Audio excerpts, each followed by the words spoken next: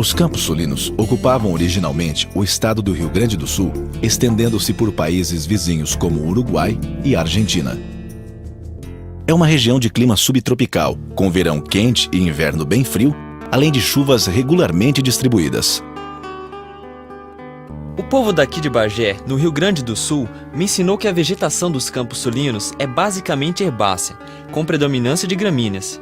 Mas existem também arbustos e pequenas árvores que podem ser encontradas em forma de arvoretas, ou agrupadas no que chamamos de capões arbóreos.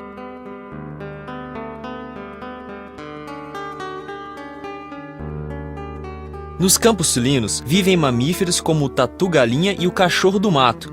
O cachorro do mato pode se alimentar de aves como a perdiz e até mesmo um pica-pau, porém não consegue caçar um gavião e muito menos uma ema. Pampa. Esse ocupa quase todo o território do Rio Grande do Sul e se estende para os países vizinhos. A região é basicamente plana, né? Então é uma vegetação rasteira. 2,5 milhões de brasileiros, mais ou menos, estão nessa região. Aí ele tem um ecossistema rico também em plantas, em árvores, em mamíferos. Tem aquela erva mate, né, que é a característica da região e que os gaúchos gostam tanto. E tem uma diversidade populacional importante, indígenas, portugueses, os imigrantes italianos, alemães estão nessa região, africanos, entre outros. No Pampa tem também o problema da monocultura, né? A diversidade ela é substituída pela uniformidade. Eucalipto, pinos, madeiras que são utilizadas na indústria. E aí essas ações elas impactam na agricultura familiar.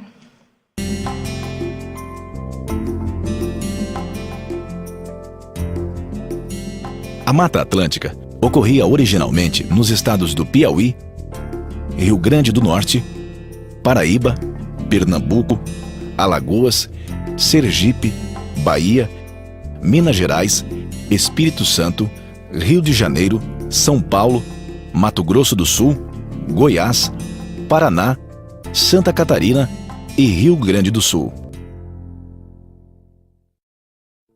Ela se desenvolve em diferentes climas, sendo a elevada precipitação o fator determinante de sua distribuição.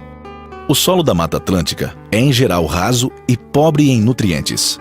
No entanto, ela é considerada uma das regiões de maior biodiversidade vegetal do planeta. Mas como esse bioma se desenvolve tanto nessas condições?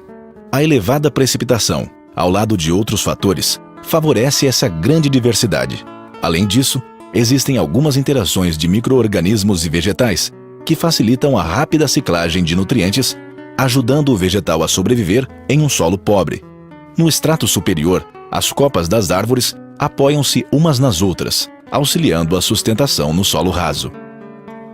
Uns biólogos que trabalham aqui em Cananéia, São Paulo, disseram que essa grande diversidade vegetal favorece a existência de muitas espécies animais, como aves e macacos, que ocupam os estratos superiores e raramente descem ao chão. É o caso do bugio, que grita para marcar seu território. Outros animais, como onças e urutus, ocupam o estrato inferior.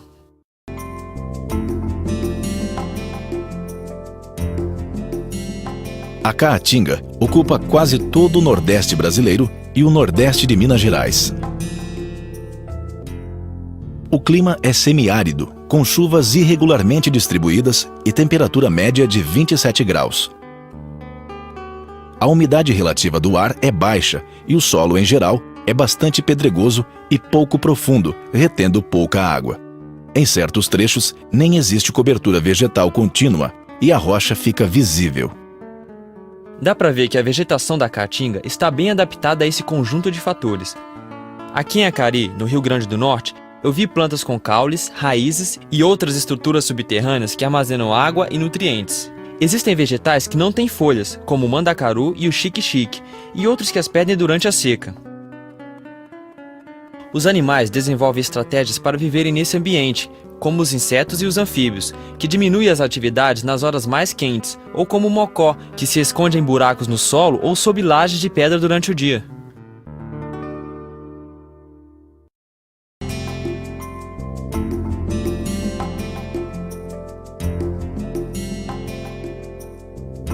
O Cerrado ocupava originalmente todo o Planalto Central, parte de Minas Gerais, São Paulo, Bahia, Maranhão, Piauí, além de manchas menores na Floresta Amazônica e Paraná. É uma região de clima tropical, com uma estação seca bem definida, que cria condições para a ocorrência de fogo. O fogo, juntamente com outros fatores como diferentes tipos de solo e atividades humanas, faz com que o Cerrado assuma fisionomias variadas. Cerradão, Cerrado, Campo Cerrado, Campo Sujo e Campo Limpo.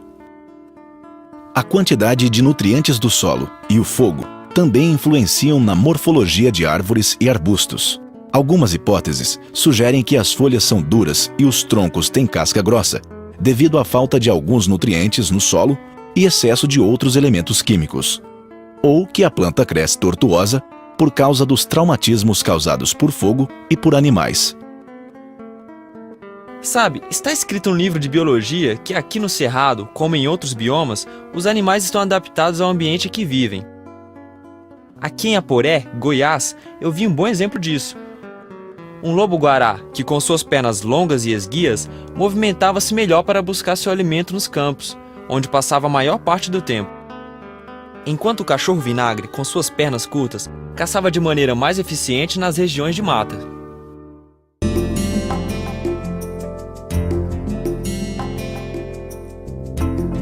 Ocupando cerca de 42% do território brasileiro, a floresta amazônica estava originalmente distribuída nos estados do Amazonas, Pará, Acre, parte do Amapá, Rondônia, Roraima, Mato Grosso, Tocantins, Maranhão e estendendo-se pela Guiana Francesa, Suriname, Guiana, Venezuela, Colômbia, Equador, Peru e Bolívia.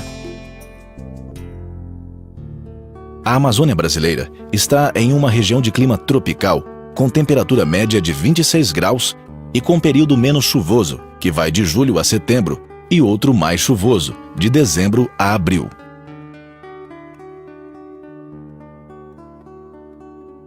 O povo daqui de Barcelos, na Amazônia, diz que a floresta pode ser dividida em 3 tipos, de acordo com o relevo e a quantidade de água. Tem a mata de igapó, que é quase sempre alagada, com plantas mais selecionadas para esse ambiente. A mata de várzea, que com terrenos baixos, sujeitos a inundações, tem o solo enriquecido devido à deposição de sedimentos. E tem a mata de terra firme, que nunca é inundada e é adaptada à pobreza de nutrientes do solo.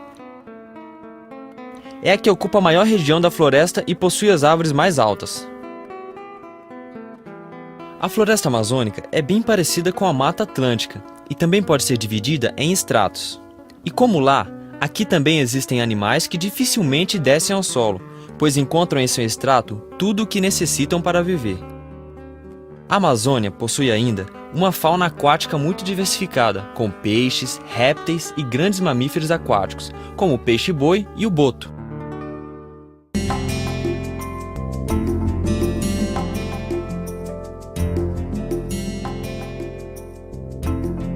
O Pantanal situa-se no Mato Grosso e Mato Grosso do Sul, estendendo-se por países vizinhos como a Bolívia e o Paraguai. Possui clima com estações de chuva e seca bem demarcadas. Nos meses de outubro a março, o rio Paraguai e seus afluentes transbordam, deixando o Pantanal alagado e fertilizando a terra pela deposição de argila, silt e detritos orgânicos. As águas baixam a partir de abril e o solo torna-se seco novamente. A flora e a fauna do Pantanal são influenciadas pelo Cerrado, pela Amazônia e pelos campos sulinos. A vegetação é influenciada pelo tipo de solo, pelo relevo e pelas inundações. Desta forma, misturam-se plantas de cerrado e floresta amazônica, com plantas de regiões alagadas e outras de regiões muito secas. Assim, não deve ser considerado um pântano, como pode ser observado em Cáceres, no Mato Grosso, e em Miranda, no Mato Grosso do Sul. A abundância de vegetais terrestres, aquáticos e de peixes atraem animais de regiões que o cercam.